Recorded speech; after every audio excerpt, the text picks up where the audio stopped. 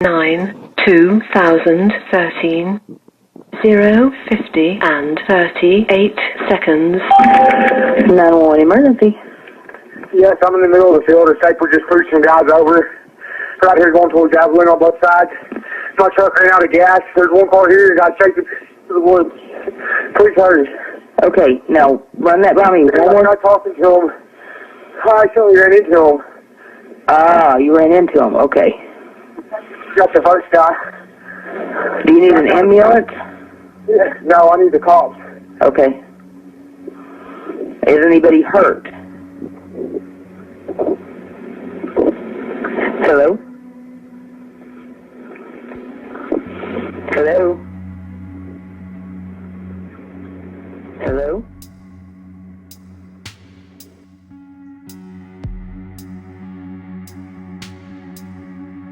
Hey guys, I apologize. I've been kind of missing in action for a while. I've been outrageously busy with my real job that I completely hate, by the way. So please don't be mad at me if I haven't gotten back to your email quite yet. I'm still going through all the stuff you guys have sent me, trying to organize it, figure out what to talk about.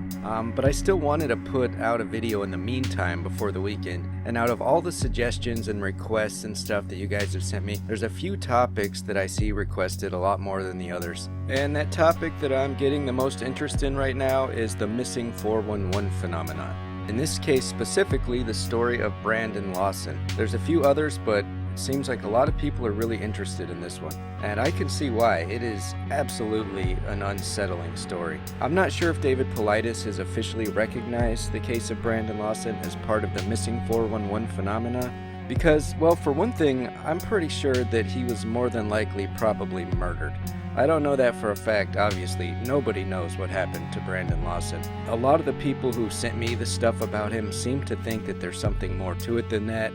I'm seeing people think that he was either killed or taken by something that was not exactly human.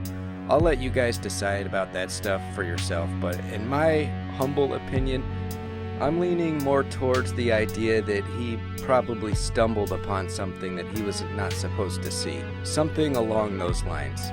Okay, well, let's get rolling here. Brandon Lawson was a 26-year-old resident of San Angelo, Texas, and he went missing under very mysterious circumstances after placing a really disturbing, frantic 911 call that is still being pondered over, dissected, and investigated all over the internet even to this day. Something eerie that you'll see in a lot of these cases, just like the one with Henry McCabe that we went over last time, is that a lot of these people are either on the phone when they disappear or they had just been on the phone. There's a lot of stuff with phone calls that's very unsettling involved in some of these cases. And of course that bothers us because you're on the phone or you have a phone with you, you would think that you should be able to get the help that you need. Specifically in this case, I mean, Brandon was on the phone with 911 like literally 15 minutes before he officially just vanished into thin air.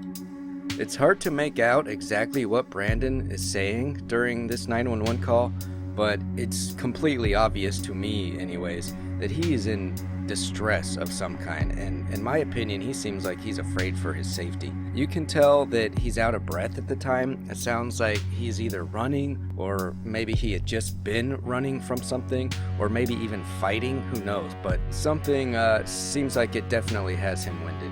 He clearly tells the operator that he does not need an ambulance, but that he wants the police after she asks him. So that's obviously another sign that he is concerned for his life or he's wanting some kind of protection. Now, I know I already played the 911 call at the beginning, but I'll play a processed version here in a little while with some compression and some EQ on it. But we need to go through the timeline of events first so that you at least have some kind of context. So make sure you stick around for that so we can all kind of put our heads together and try to figure out exactly what he's saying. I'll also put a link to a Reddit thread where people, both amateur and experienced or even professional maybe, are all trying to decipher his words, and people are analyzing the sound, all kinds of stuff. You know, at the very least trying to determine his state of mind as accurately as it can possibly be done. Okay, I'm going to get on to the timeline now. I've included links to all the sources that I've used for the information for this, so definitely check that out too.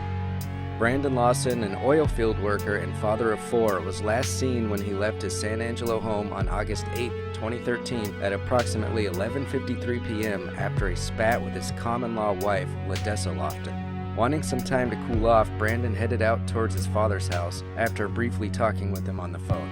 While en route to his father's house, he called his brother Kyle for help after running out of gas on Highway 277 near Brant, Texas. Brandon's brother Kyle and his girlfriend Audrey called Ledessa to tell her that Brandon had just run out of gas and that he needed their gas can. Ledessa told Kyle that she would leave it on the porch because she was getting ready to take a shower and go to bed. Kyle's paycheck had not transferred into his bank account yet, so he didn't really have the money to fill up the gas can himself and then just bring it to Brandon, So instead, his plan was to pick up Brandon, drive him to the gas station, and then drop him off back at his truck so that then him and Audrey could, head back home. But, of course, we know that things did not work out that way. What we know next is that after calling his brother and waiting for him to arrive, something happened to Brandon that prompted him to call 911 around 54 minutes after midnight, or just 6 minutes before 1 a.m. The short 911 call was frantic, and it was apparent that the dispatch operator is having at least some trouble trying to understand exactly what Brandon was trying to tell her, aside from a few statements like that he was in a field and that he needed the police and to please hurry. About 4 minutes after the unsettling 911 call, a trucker drove past Brandon's abandoned truck that was parked haphazardly on the highway, and then the trucker himself called 911, concerned that the truck might be some kind of hazard to other people driving. At around 1:10 a.m., Kyle and Audrey arrived at Brandon's abandoned truck around the same time as a sheriff's deputy who was presumably responding to the trucker's 911 call. There was no real visible damage to Brandon's truck, but his keys and his cell phone were gone. We know that neither the deputy nor Kyle knew that Brandon had also just called 911 himself, or that he told dispatch that he needed the police and to please hurry. So while talking with the deputy, Kyle and Audrey made several attempts to get in touch with Brandon, still completely unaware that he had just called 911 a few minutes earlier. They finally managed to get a hold of him, at which point Brandon immediately mentioned that he was in a field about 10 minutes away, that he was bleeding, and that he wanted them to get to him quickly. But Kyle, knowing that Brandon had recently discovered that there was an outstanding warrant against him, thought that maybe Brandon was hiding in the field to avoid being arrested. So he didn't mention to the deputy that Brandon was actually the person that he was on the phone with. It's important to note, though, that Brandon had only recently found out about this warrant against him, and according to everyone that he talked to about it, he had planned to address it the following week. He had already talked to some kind of legal counsel or a bail bondsman, something like that, and it's also relevant to mention that if Kyle knew that Brandon had just called 911 asking for the police, he more than likely would never have withheld that information from the deputy, who was already pretty much on the scene at the time. So at 1:18 a.m., Audrey, who was also still completely unaware that Brandon had just called 911 a few minutes earlier, texted him telling him that, hey, a cop is at your truck, to, warn him because of the warrant that they were still concerned about. After turning on the hazard lights of Brandon's truck and arranging for a tow truck to come in the morning, the deputy, his name was Deputy Neal, he locked the doors and left without running the license plate. So after Deputy Neal left, Kyle and Audrey tried to call Brandon several more times, but he never answered. They got more and more worried as they walked around up and down the highway looking for him and yelling his name. They called a few friends to help search for Brandon, but around 3 a.m. his phone completely stopped ringing, which told them that it had either run out of battery or that it had been intentionally turned off or something. So they eventually gave up the search.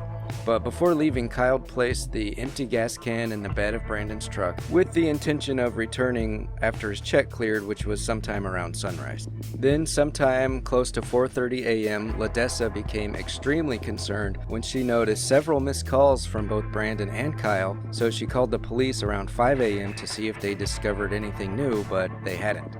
So around 2 hours later, at 7 a.m., Kyle's check had finally cleared, so he went back to Brandon's truck to fill it up with gas, but there was still no sign of him. By 8:30, there was still no word from him, so the truck was eventually towed away. Deputy Neal went back to where Brandon had last been seen to look for any sign of anyone being in the area. He checked around some nearby houses, but just nothing turned up. 2 days after he went missing, a 4-hour search was conducted in the area of Brandon's last known whereabouts, but it also yielded no results. Now at this point, Brandon's family was still not even aware that Brandon had called 911.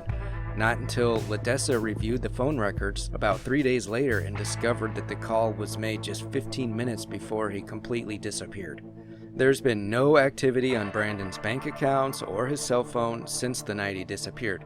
An extensive search was conducted by Professional Search and Rescue about a week after Brandon vanished, but again yielded no results. Brandon has never been seen again. And I think you can see why it's important to go over all those details, because there's a lot of factors at play here. Some people think he was involved in some kind of drug deal that went bad, or that he could have been under the influence of either drugs or alcohol at the time. Allegedly, he did have some type of history of substance abuse, but really there are so many different theories about what happened to him that it would be virtually impossible to cover them all here. I mean, you could literally dedicate an entire channel to this case and barely scratch the surface. Okay, well let's listen to the 911 call again. I'll play the original unprocessed version again first, and then we'll listen to it with some compression and EQ added like I mentioned earlier, to see if we can kind of hear anything a little more clearly. 911 emergency. Yes, I'm in the middle of the field. It's like we're just pushing some guys over. Right here going towards Javelin on both sides. My truck ran out of gas. There's one car here. Got shaken to the woods. Please hurry. Okay, now run that by me. I'm not talking to him. I actually ran into him. Ah, you ran into him. Okay. Got the first guy. Do you need an ambulance? Yeah, no, I need the cops. Okay. Is anybody hurt? Hello? Hello? Hello? Yes, I'm in the middle of the field. It's like we're just pushing some guys over. Right here going towards Javelin on both sides. My truck ran out of gas. There's one car here. Got shaken to the woods. Please hurry. I'm not talking to him. I actually ran into him. Got the first guy. Do you need an ambulance? Yeah. No, I need the cops.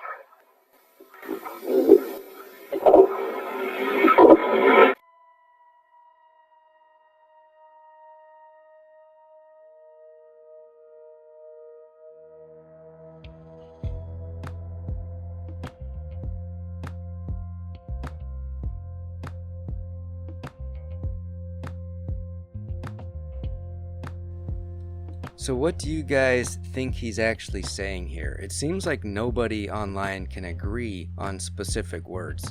Here's a screenshot from Reddit posted by a person who says they have a background in audio recording, who analyzed it for apparently 10 hours, and here's what they think that he said. Okay, so the operator says 911 emergency. Brandon says, yes, I'm in the middle of the field. We're safe. We're just pushing guys over. We're out here going towards Abilene on both sides. My truck ran out of gas. There's one car here. A guy to the woods. Please hurry. Operator says, okay, now run that by me once more.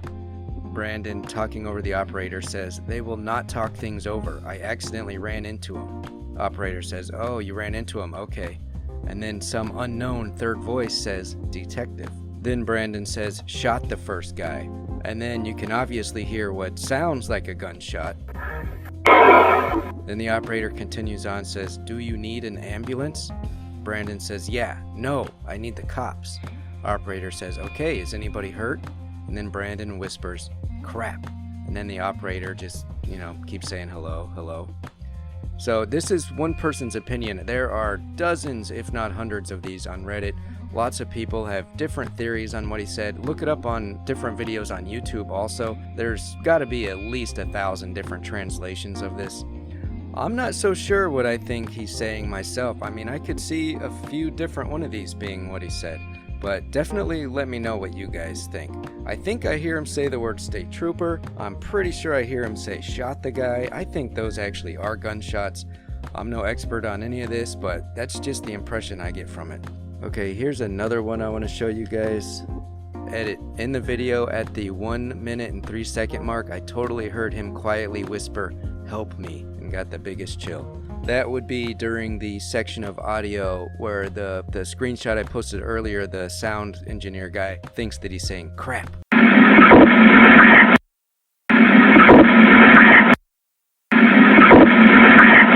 But, you know, a lot of people think he's saying help me, like he's whispering it in the phone, maybe to the 911 operator, or that he dropped the phone and he's saying it from a distance. There is just so much to this case. If you have any interest in this at all, make sure you check out those links in the description. I cannot stress that enough. And you can probably see why this case is so interesting to so many people. This whole thing is just extremely tragic and heartbreaking for the family.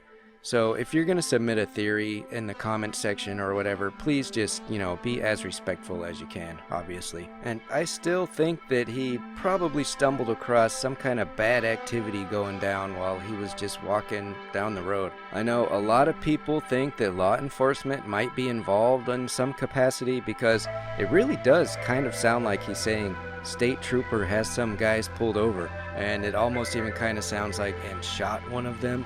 So is he talking about like a state trooper had some guys pulled over and marched one of them out into the field and executed him? I will say I do think it's pretty suspicious that this case was ruled as having no foul play involved. That just seems absolutely preposterous to me, especially if those really are gunshots in the recording. But I want to know what you guys think. Do you think he just wanted to run away from his life? Would he really just completely abandon the woman that he'd been with for 10 years, I think it was? They'd been together since high school. They had 3 kids together. Or do you think maybe he was hit by a car and the guy who hit him didn't want to go to jail, so like disposed of his body or something? Could he maybe have been attacked by an animal? It's just such a bizarre case. There's so many different theories on this, and a lot of them really do make sense in their own way if you're looking at it from the right angle. But I really want to hear what you guys have to say about it, even if you think it's nothing. You know, like some people have said that he was just drunk and just kind of walked off the road and got lost and no one's ever been able to find him. Or if you think he really did just want a new life and run away, was he maybe that concerned over that old warrant that he just wanted to disappear? And before we sign off here, I just want to address a few concerns. I've been getting emails from people that seem really upset because I'm not covering UFO stuff quite as much anymore. But remember guys, this channel was never meant to be nothing but UFOs strictly. Basically, my goal for this channel is to cover whatever you guys want to see, no matter what it is. And because I've been getting more missing 411 type stuff than anything else, that's just kind of the direction that things seem to be going for right now. And honestly, it's a little weird to me anyways, because most of the UFO stuff that I've covered was just sensational headlines put out by like Daily Express and the Daily Star. Pretty much I was trying to debunk a lot of that stuff. But, you know, if that's your thing, don't worry. I have a ton of UFO stuff in the works that's still going to be coming out. I have a few more things planned on the MH370 topic, and I've got just a lot of stuff that's completely unrelated to any of that. I've been getting really good suggestions on all kinds of topics, and we'll try to get into as much of that stuff as we can. And there you have it. Got a lot of exciting stuff coming out soon, so don't forget to check back then. I will see you guys soon. Peace.